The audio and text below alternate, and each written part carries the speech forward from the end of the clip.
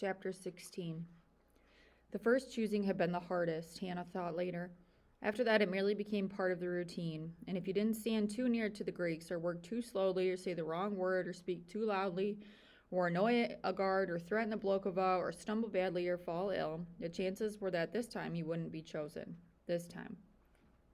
Part of her revolted against the insanity of the rules. Part of her was grateful. In a world of chaos, any guidelines helped, and she knew that each day she remained alive, she remained alive. 1 plus 1 plus 1. The devil's arithmetic, Gittel called it. And so one day eroded into the next. Her memories became camp memories only. The day a guard gave her a piece of sausage and asked for nothing in return. The morning a new shipment of zugagi arrived. The morning a new shipment didn't arrive. The afternoon Gittel organized a rope and the children all played jumping games after dinner. And the same night when redheaded Masha from Krakow hanged herself with the jump rope, having learned that her husband and 17-year-old son had gone up the smokestack. It was on a sunny afternoon as Hannah cleaned out the cauldrons with Shifre, and Hannah suddenly asked dreamingly, "What is your favorite food? If you could have anything in the world." They were in the tipped-over pots on their hands and knees, scraping off bits of burned potato that still clung stubbornly to the vast pot bottom. Shifre backed out of the cauldron, wiping one dirty hand across her cheek. She thought a moment before answering. It was not a new question. They had been asking each other variations of the same thing for weeks. "An orange, I think," she said slowly. That was a change. Usually she said an egg. "An orange," Hannah echoed, pleased with the novelty. "I'd forgotten oranges." "Or an egg. Boiled or fried." They were back to their regular conversation. "Or scrambled? Or an omelet." "How about pizza?" Hannah said suddenly.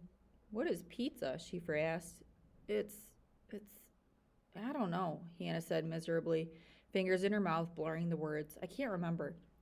I can only remember potato soup." "You can remember eggs," Shifre said. "No, I can't. Not pizza, not eggs either. Only potato soup and hard brown bread. That's all I can remember." She popped a piece of burned potato scraping into her mouth. "Well, do not cry over this pizza. Tell me about it." "I can't," Hannah said. "And I'm not crying over the thing, whatever it is. I'm crying because I can't remember what it is. I can't remember anything." "You can remember the shtetl," Shifre said, "and Lublin." "That's the trouble," said Hannah. "I can't." Just then Rivka came out of the kitchen and shook her finger at Hannah. "No tears," she said. "If the Blokova sees you crying," that three-fingered bit. Hannah stopped herself in time. It was a dangerous habit to fall into, calling the Blokova names. One might be chosen for doing such a thing. "If she loses control of her zugangi, she will be a two-fingered whatever you call her," said Rivka, smiling. "What do you mean?" Hannah and Shifre asked together. "How do you think she lost those other fingers?"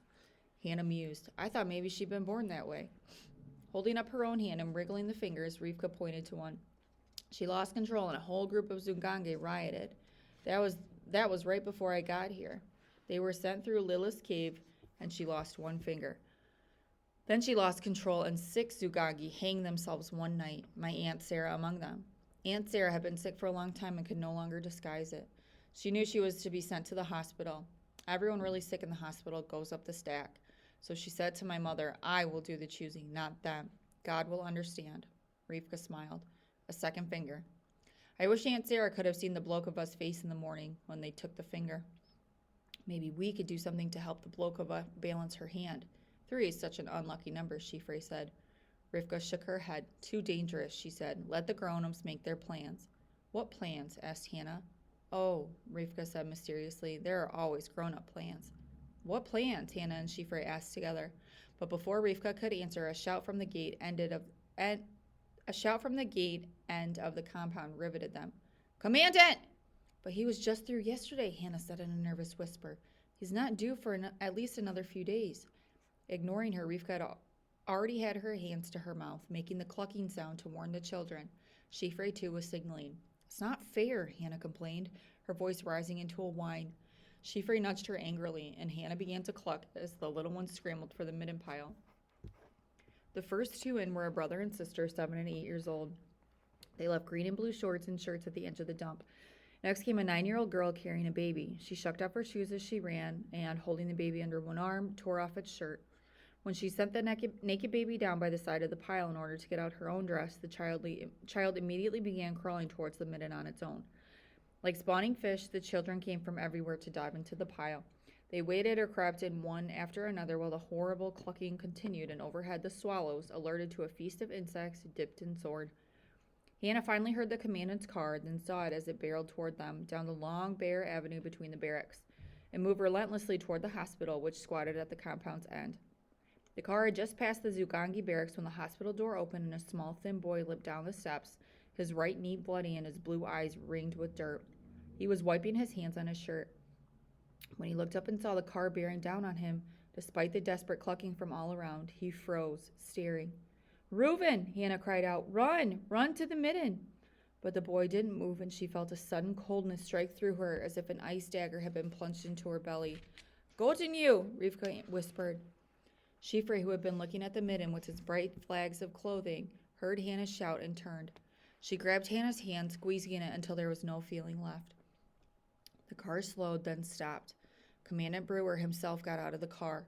He walked toward Reuben, and the child could not look at him, staring instead at Hannah, his hand outstretched toward her. Big tears ran down his cheeks, but he cried without a sound. "He knows," Hannah whispered. "Hush," Rivka said. The commandant looked down at the boy. "Have you hurt yourself, my child?" he asked, his voice deadly soft. Hannah moved forward a half step, and Rivka jerked her back. "Let me see," Brewer said. He took a white handkerchief out of his pocket and touched it to Reuben's bloody knee thoughtfully. "And where is your mother?" When Reuben didn't answer, Hannah stepped forward. "Please, sir, his mother is dead." Rivka gasped. Hannah heard her and added hastily, "She died years ago when he was born." The commandant stood up and stared at her, his eyes gray and unreadable. "Are you his sister?" She shook her head dumbly, afraid to say more. "That is good. For you." Brewer bent down and wrapped the handkerchief around the boy's knee, knotting it gently with firm, practiced hands. Then he picked Reuben up. "A boy your age should be with his mother," he said, smiling, "so I shall be sure you go to her." He handed Reuben to his driver, who was waiting by the car door. Then, without another word, Brewer went up the stairs to the hospital and closed the door so quietly they could not tell when it was finally shut. That evening, the sky was red and black with the fire and smoke. The latest arrivals in the cattle cars had not been placed in the barracks. The camp was full. The newcomers had been shipped directly to processing, a change in routine that frightened even the long-termers. Rumors swept the camp. A shipment from Holland, someone said. A shipment from Silesia. No one knew for sure.